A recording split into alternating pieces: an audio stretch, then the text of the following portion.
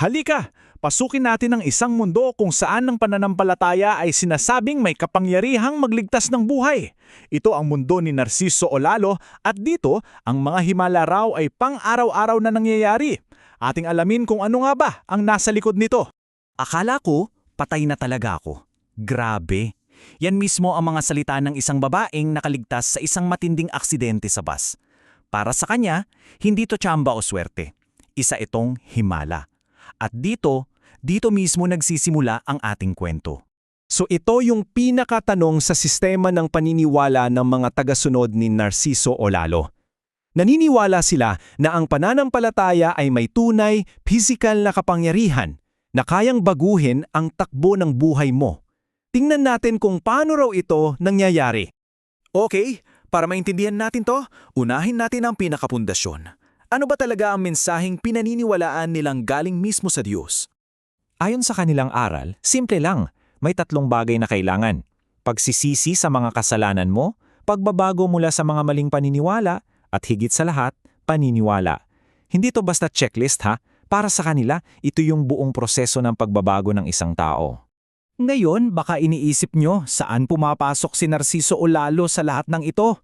Well, dito na nagiging interesante. Kasi ayon sa turo, hindi siya ang bida. Isa lang daw siyang instrumento. Ang tawag sa kanya ay isang kasangkapan. Ibig sabihin, hindi raw sa kanya nanggagaling yung kapangyarihan. Siya lang daw ang ginagamit ni Hesukristo para maisagawa yung pagpapagaling. Gets nyo?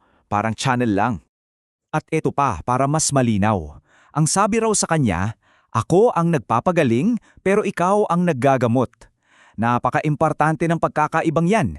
Malinaw na pinaghihiwalay yung banal na kapangyarihan mula sa taong nagsisilbing daan. So, paano itong mga konsepto na to nagiging totoo para sa mga tagasunod? Dito na pumapasok yung mga kwento ng himala, yung mga personal na testimonya na para sa kanila ay buhay na tatunay ng kanilang pananampalataya. Balikan natin yung gabae sa bus. Imagine niyo yung sitwasyon. Naipit siya sa pagitan ng bus at ng isang malaking bato. Sa gitna ng gulat at takot, iisa lang ang ginawa niya. Tumawag siya kay Hesukristo at kay Narciso Olalo. Ang kwento niya, parang imposible. Para daw siyang inihagis lang palayo sa panganib, habang yung iba sugatan, siya, halos walang galos. Para sa kanya, yun na yun. Direktang sagot sa kanyang panalangin. Okay, mula sa isang life and death na sitwasyon, lipat tayo sa isang medyo kakaibang pangyayari. Isang cellphone na nawawala ng halos isang buwan. Parang isusuko mo na, di ba? Pero, Nung sinabi ni Olalo na hindi naman daw nawawala, na ilagay lang sa maling lugar, bigla na lang may nakita. Saan? Sa bubong ng isang storage building, isang lugar na paulit-ulit na nilang chinek. Kaya ang tanong talaga, paano napunta doon? Eto pa, galing naman sa UAE. Isipin mo, nagdadrive ka sa gitna ng isang napakalakas na bagyo. Baha sa paligid mo, may mga puno pang natutumba. Ganyan yung eksena ng ilang mga tagasunod. Ang tanging sandata nila, panalangin. Habang nagdadrive, tuloy-tuloy lang sila sa pagdadasal at sa kabila ng lahat ng panganib sa paligid, ligtas silang nakauwi. Para sa kanila, yun ay patunay na kahit ang pinakasimpleng dasal, dinidinig. At alam nyo, ang mga himala raw ay hindi lang para sa mga malalaking krisis. Ayon sa mga kwento, gumagana rin ito sa araw-araw na buhay. Mula sa paggaling sa simpleng trangkaso hanggang sa pagpapagaling ng mga alagang hayop tulad ng aso at pusa. Pinapakita nito kung gaano kalawak ang sakop ng kanilang paniniwala. Siyempre, hindi lang naman puro himala ang usapan. Paano naman tumutugon ng mga aral na to sa mga praktikal na tanong? Halimbawa, sa usapang pera. Ito, isang konkretong tanong mula sa isang tagasunod.